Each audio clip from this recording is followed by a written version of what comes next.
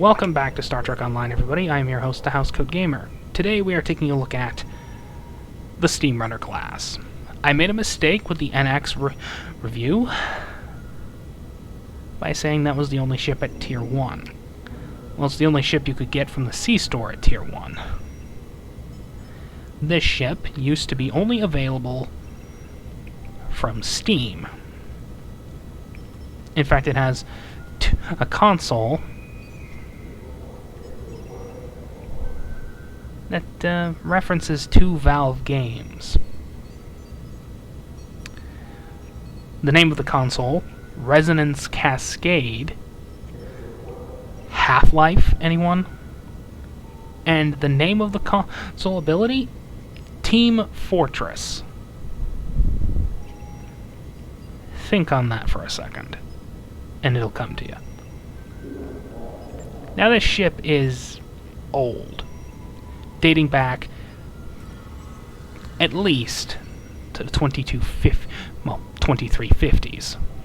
Now I know some of you are going to be going, they have to be in a different order. This ship cannot have been built before then. Well,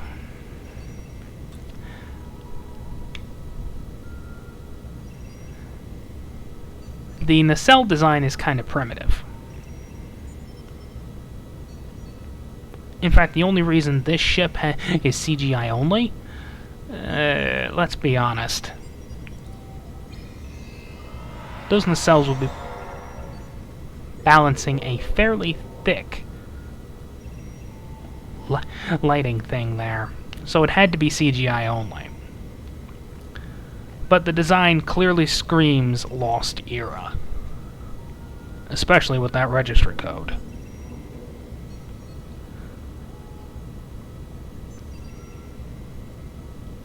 So it's a Lost Era ship dating back to the Cardassian Wars.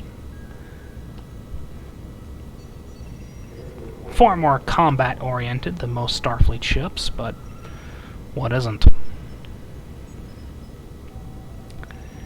Of course, this is the Tier 1 version of the ship. I'm not sure if the Tier 5 version is gonna be in here somewhere.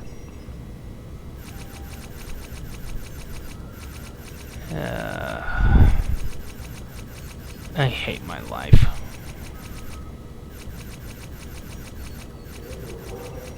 And of course not.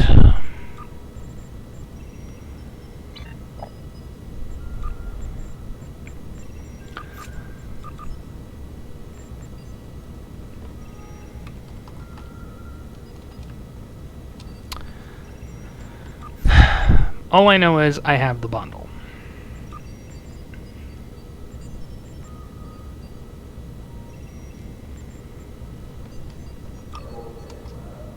There it is.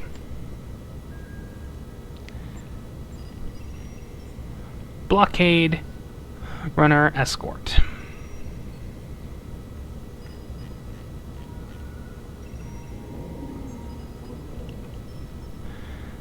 If only I could get my hands on the bloody ship.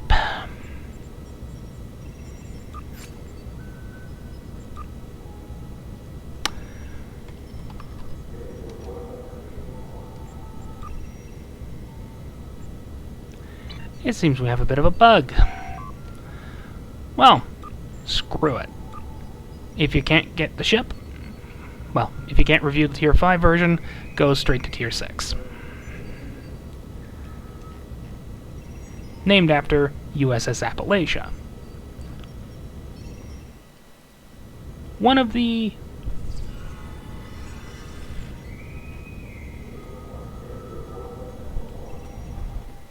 two vessels from Wolf 359. In fact, I'm looking at the registry code right now.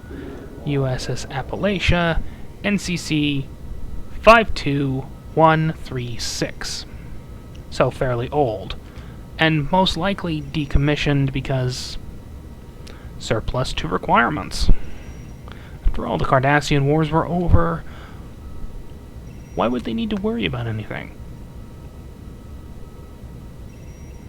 Wait a minute, there's something coming in from J2-5. Oh, hell. you can pretty much see where this is coming. Where this is going. The Borg. In fact, the Borg are pretty much responsible for every starship being brought out of mothballs, including the Miranda-Class. So, every time you see a Miranda explode, you can blame the Borg for bringing them back into service without an actual retrofit. Obviously, this is the best version of the ship. Tier 6. 11 consoles, command and intelligence specializations, and in my case, I've given this thing a T6X token. As for the trait, piercing projectiles.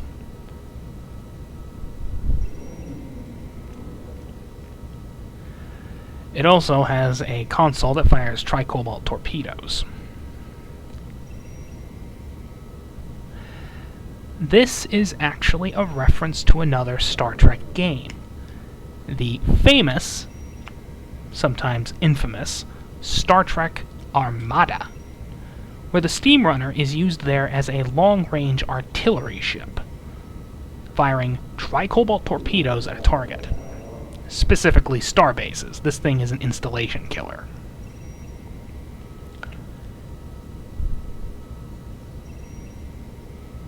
As for the hull spike, I have no idea where that experimental weapon came from, and I don't want to know.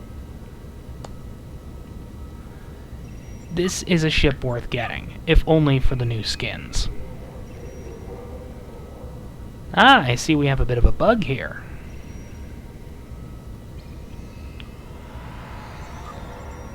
Doh.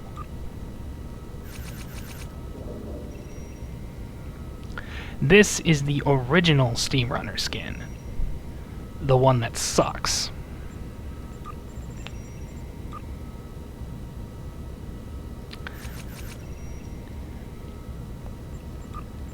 This is the screen-accurate version. One of the two. There are options to have either saucer-mounted impulse engines, or pylon-mounted impulse engines. Either way. You can see how this is more Lost Era and less post-Wolf 359. Especially with the Appalachia's registry code. Would I recommend you get it? I'd get the bundle.